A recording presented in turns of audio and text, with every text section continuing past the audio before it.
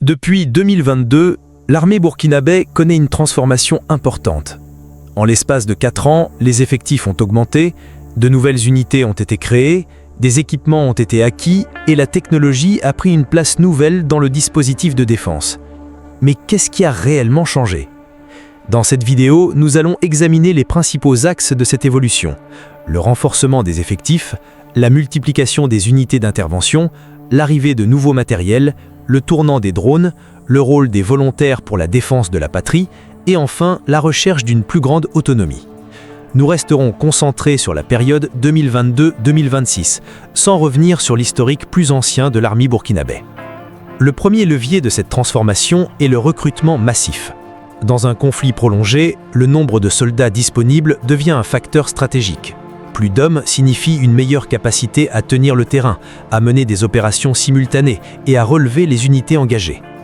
En décembre 2024, lors de son message à la nation, le capitaine Ibrahim Traoré a déclaré que plus de 15 000 hommes avaient été recrutés au cours de l'année 2024 et se trouvaient alors en formation. Ces recrues devaient rejoindre les forces combattantes en 2025. Cette annonce s'inscrit dans une dynamique plus large de renforcement des ressources humaines. D'autres recrutements ont été menés pour la police, la gendarmerie et d'autres corps. Augmenter les effectifs n'est pas seulement une question de quantité, c'est aussi une question de formation.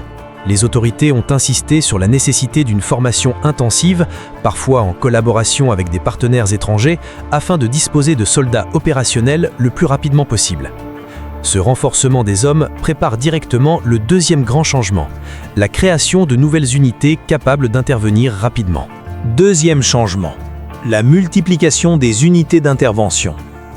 Face à une menace dispersée sur un vaste territoire, l'armée a cherché à disposer d'unités mobiles, capables d'être déployées rapidement dans des zones stratégiques.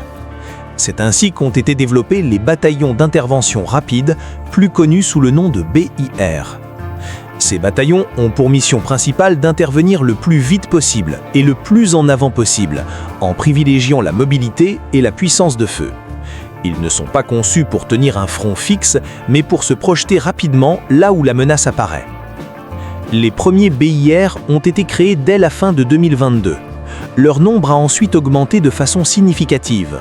En janvier 2025, 3 nouveaux bataillons ont été officiellement créés. Le 26e BIR à Ougarou, le 27e à Diapaga et le 28e à Arbinda. Dans son message de fin d'année 2024, le capitaine Traoré avait annoncé la création d'au moins 5 BIR supplémentaires au cours de l'année 2025, placés dans des zones considérées comme stratégiques. Sur le plan visuel, cette évolution se traduit par un maillage plus dense du territoire. Des cartes du Burkina Faso montrent l'implantation progressive de ces unités dans les régions les plus exposées. Les BIR s'inscrivent dans une logique plus large de réorganisation, avec la création de groupements d'intervention rapide et d'une brigade spéciale d'intervention rapide. L'objectif affiché est clair: densifier le champ de bataille et améliorer la capacité de réaction de l'armée face à une menace mobile et asymétrique. Troisième changement: l'arrivée de nouveaux équipements. Renforcer une armée ne se limite pas à augmenter le nombre de soldats ou à créer de nouvelles unités. Il faut aussi moderniser les moyens. Depuis 2022, le Burkina Faso a procédé à plusieurs acquisitions destinées à renforcer les forces combattantes. Des documents officiels et des communiqués de la présidence évoquent des véhicules, des moyens de communication, des armements, des munitions et des équipements individuels. Parmi les livraisons les plus visibles, on trouve des véhicules blindés, des engins de transport et du matériel de manœuvre. Des acquisitions ont également concerné des systèmes d'appui-feu et du matériel de protection individuelle. Ces équipements ne sont pas seulement destinés aux unités d'élite, ils visent à améliorer la capacité opérationnelle de l'ensemble des forces engagées sur le terrain. Dans un contexte de guerre asymétrique, la mobilité, la protection et la puissance de feu deviennent déterminantes.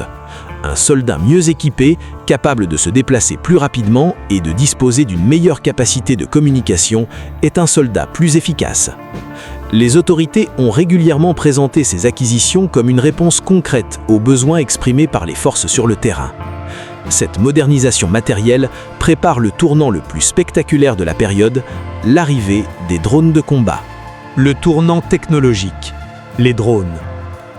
En avril 2024, le Burkina Faso a officiellement reçu une douzaine de drones de combat. Parmi eux se trouvaient des Bayraktar TB2, déjà connus, et des Bayraktar Akinci, plus récents et plus performants. La cérémonie de remise a eu lieu en présence du capitaine Ibrahim Traoré.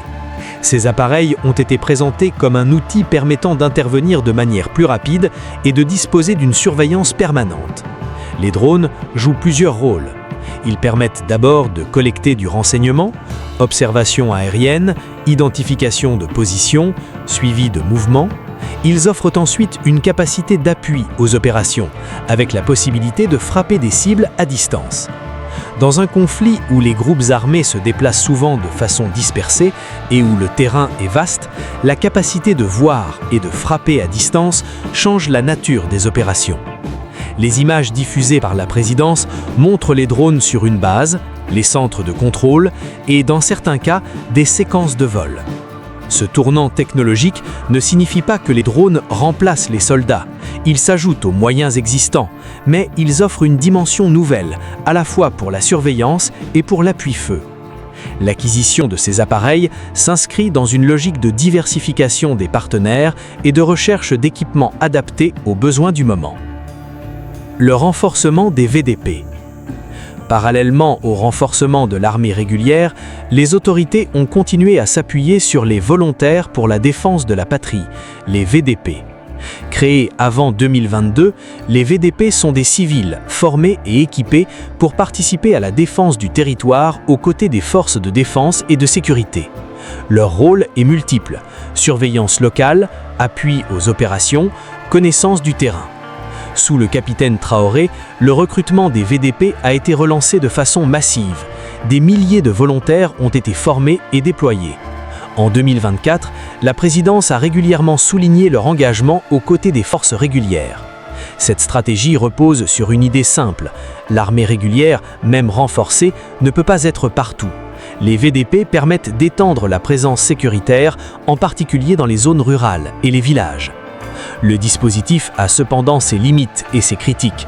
La formation accélérée, la question de l'encadrement et le respect des droits humains font partie des débats qui accompagnent ce modèle. Dans le cadre de cette vidéo, nous retenons simplement que la transformation de l'appareil de défense ne repose pas uniquement sur l'armée professionnelle. Elle s'appuie aussi sur une mobilisation de civils armés et formés. Une armée qui cherche davantage d'autonomie. Au-delà des effectifs, des unités et des équipements, un fil conducteur traverse cette période. La volonté de développer les capacités nationales et de diversifier les sources d'équipement. Le Burkina Faso a multiplié les partenariats, notamment avec la Turquie pour les drones et d'autres pays pour des véhicules et du matériel. L'objectif affiché est de ne plus dépendre d'un seul fournisseur ou d'un seul modèle de coopération. Les autorités insistent également sur la formation des cadres sur le sol national et sur l'adaptation de la doctrine aux réalités du terrain. Il ne s'agit pas de prétendre que l'armée est devenue invincible. Le conflit se poursuit, les pertes existent et les défis restent nombreux. Le discours officiel est plus mesuré. Le Burkina cherche à disposer d'une force plus nombreuse, mieux équipée et davantage adaptée à son environnement sécuritaire. C'est cette recherche d'autonomie opérationnelle et de souveraineté dans les choix de défense qui structure l'ensemble des changements observés depuis 2022. La prochaine étape. En 2026, la dynamique se poursuit.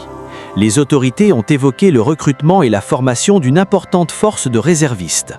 L'idée est de disposer d'un vivier supplémentaire, formé et disponible en cas de besoin, sans nécessairement maintenir en permanence des effectifs très élevés. De nouvelles unités continuent d'être créées, le maillage du territoire s'affine et les efforts d'équipement se poursuivent. La question qui reste ouverte est simple: jusqu'où cette transformation peut-elle aller ?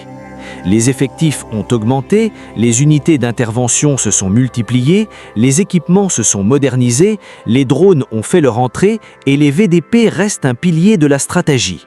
Mais une armée se transforme aussi par sa doctrine, sa capacité à tenir dans la durée et sa relation avec la population. Ce que l'on observe entre 2022 et 2026, c'est une tentative de construire une force plus nombreuse, plus mobile et plus autonome dans un contexte de conflit long et exigeant. L'avenir dira si ces changements permettront d'atteindre les objectifs de reconquête et de stabilisation affichés par les autorités.